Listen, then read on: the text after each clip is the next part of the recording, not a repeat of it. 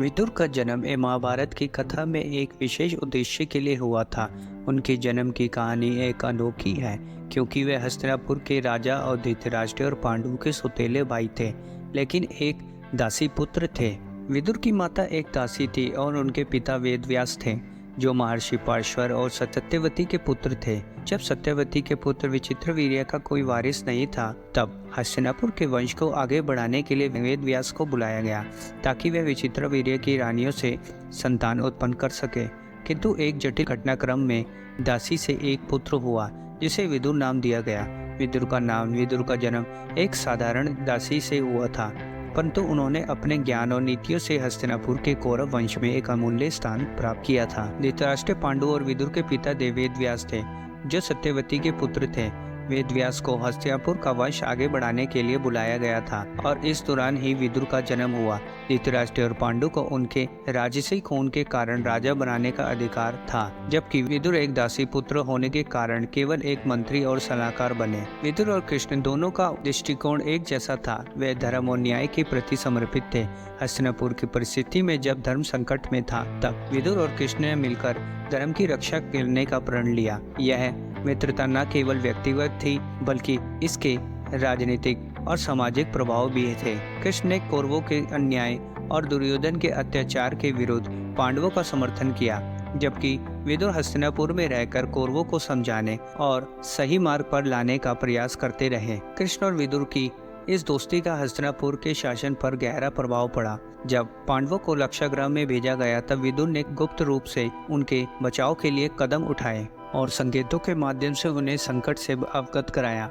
इसी तरह जब दुर्योधन ने पांडवों के अधिकारों को हड़पने की कोशिश की, तो कृष्ण ने हस्तिनापुर के दरबार में जाकर कौरवों को अंतिम चेतावनी दी। इस दौरान विदुर ने कृष्ण का पूर्ण समर्थन किया और हमेशा सत्य और धर्म का पक्ष लिया। उनकी नीति और समर्थन ने हस्तिनापुर की राजनीतिक परिस्थितियों को प्रभावित किया, अतः महाभारत के युद्ध की नींव रखी। कृष्ण जब अपने राज्य यदुवंश के लिए खतरे का सामना कर रहे थे, तो विदुर ने उन्हें पहले ही संभावित खतरों के प्रति सतर्क किया।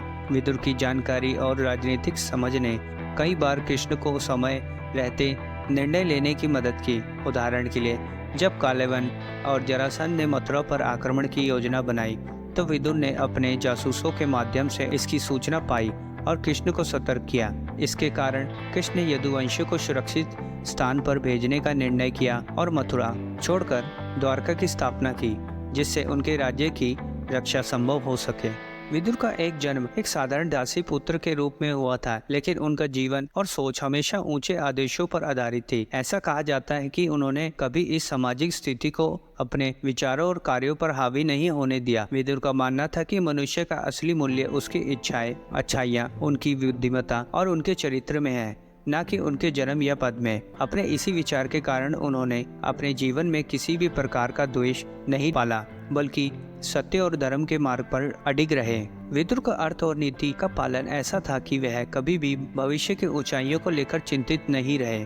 उन्होंने सदैव अपने कर्तव्य को ही प्राथमिकता दी और अपना ज्ञान और संभव सलाह राजा धृतराष्ट्र और पांडवों को दी, ताकि हस्तिनापुर में धर्म और न्याय बना रहे।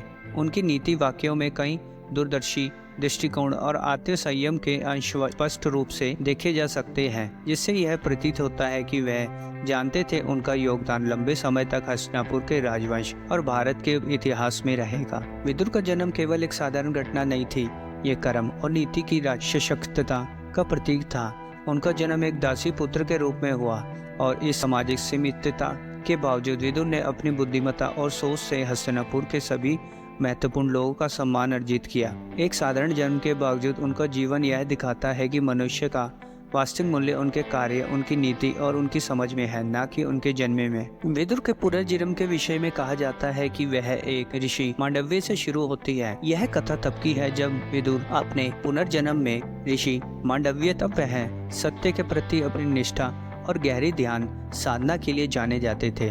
एक दिन उन्हें झूठे आरोप के तहत अपराधी ठहराया गया और एक राजा ने उनके साथ क्रूरता का व्यवहार किया। उनको एक कठोर दंड दिया गया, जो उनके बाल्य अपराध के कारण मिला था। तब ऋषि ने राजा को क्षमा कर दिया और ऋषि ने कहा कि दंड राजा तुम्हारा नहीं, दंड तो यमराज का है, जिसने मेरे कर्मों को ऐसे लिखा है। तब ऋषि अपने शरीर को त्याग कर आत्मा रूप में यमराज के पास जाते हैं और कहते हैं कि तुमने मुझे ऐसा दंड क्यों दिया जो मेरी बाल्य अवस्था में हुआ था। तब ऋषि यमराज पर क्रोधित हो जाते हैं और यमराज को श्राप देते हैं कि वह मानव रूप में जन्म लेगा और उसी दुख का अनुभव करेगा जो उन्होंने किया है। मांडव्य के श्राप की पूर्ति ने यमराज को विदुर के रूप में जन्म लेने को मजबूर किया।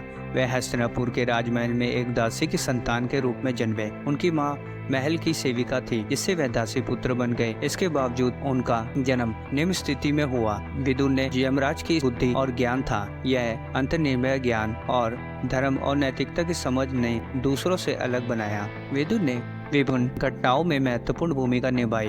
उन्होंने कौरवों और पांडवों की मध्यस्थता करने की कोशिश की। अक्सर उन्हें इन कार्यों के परिणामों की चेतावनी दी। महाभारत युद्ध के बाद पांडवों ने कौरवों को हराया जब हस्तिनापुर पर पांडवों का शासन स्थापित हुआ। लेकिन इस युद्ध के बाद पूर्ण कुरुक्षेत्र में उदासी और दुख का माहौल था। कई परिवार बिखर गए थे और वह बहुत से लोग इस भीषण युद्ध में मारे गए थे, जिन्होंने पूरे युद्ध के दौरान धर्म और न्याय की रक्षा करने की कोशिश की। इस भयंकर परिणाम को देखकर अत्यंत दुखी हुए। वे पांडवों के साथ नहीं रहे क्योंकि उन्होंने हमेशा युद्ध को टालने का प्रयास किया था। युद्ध के परिणाम उनके अंदर गहरा संकट और मानसिक पीड़ा हुई। विदुर ने यह महसूस किया कि युद्ध के बाद सब कुछ खत्म हो चुका है। उन्होंने न केवल अपने परिवार के सदस्यों को खोया, बल्कि उन्होंने यह भी देखा कि कैसे उनके द्वारा किए गए उपदेश और नीतियां अनसुनी रह गई। यह उन्हें गहरी निराशा में डाल दिया। विदुर ने सोचा कि उनकी जिंदगी का अब कोई अर्थ नहीं है। वह अपने जीवन को समाप्त करने का निर्णय लेते हैं। वह एक संत की तरह जीवन जीना चाहते थे, सत्य की खोज में निकल पड़े। वह अपने जीवन के अंत में उन स्थानों की ओर बढ़ने लगे जहां उन्होंने सत्य और न्याय का पालन किया था। विदुर ने अंतिम समय में अपने पुराने विचारों और नीतियों का मूल्यांकन किया। उन्होंने महसूस किया कि उनके उपदेश और आदेशों पर आदर अभी भी जीवित है, भले ही उन्होंने उन्हें खुद लागू नहीं किया। विदुर ने अपने अंतिम क्षणों में अपने सिद्धांतों और ज्ञानों को लोगों को बांटने का प्रयास किया। अतः विदुर ने अपने शरीर को त्याग दिया और उनके अंत में एक संत की तरह शांतिपूर्ण मृत्यु हुई। उन्हें सम्मानित किया गया और उनकी बुद्धि, नैतिकता और सलाह के लिए याद किया गया। दर्शकों, क्या आज भी दुनिया में जाति और तिथि के परे किसी व्यक्ति का ज्ञान और चरित्र उसे ऊंचा स्थान दिला सकता है?